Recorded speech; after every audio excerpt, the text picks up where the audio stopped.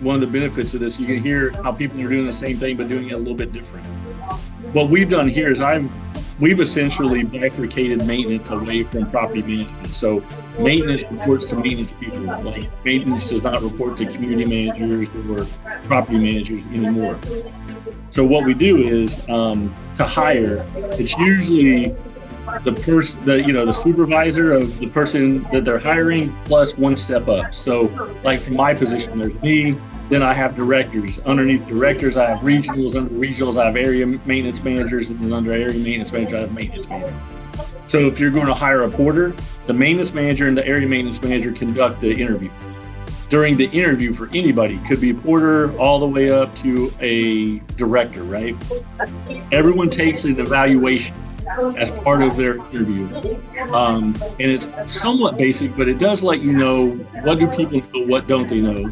As Mike said, sometimes people will come in and they'll talk and you put them in front of something and they have no idea what they're doing, right?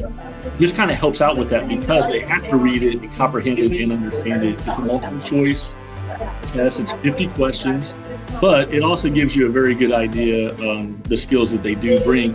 So you can. So, I have properties where we don't have any split system HVACs. Everything's in wall units, right?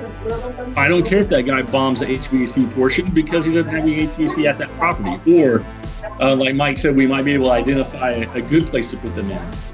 Another thing that I've done historically is we've worked with some organizations. I've done it here in California. I actually used to do it in Washington as well, in Texas and a few other places, where we would go out to some of the larger local vocational schools.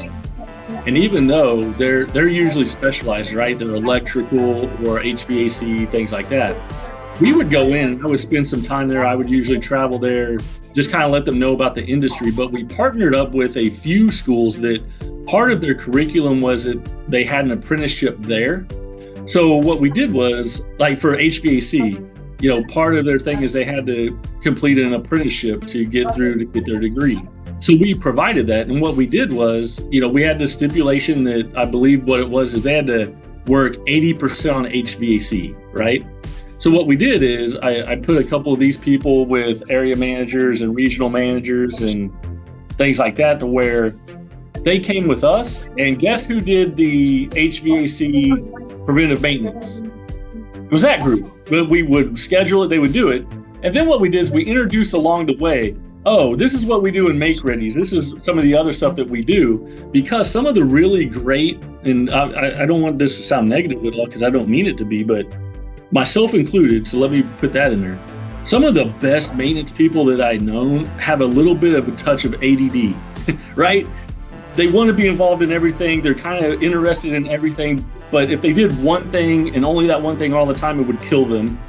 And you have to have that right mix. And some people will go through that class, and at the end of, and they're heading towards the end of it, they're like, do I really want to just work on air conditioners every day, all day long, and that's all I do?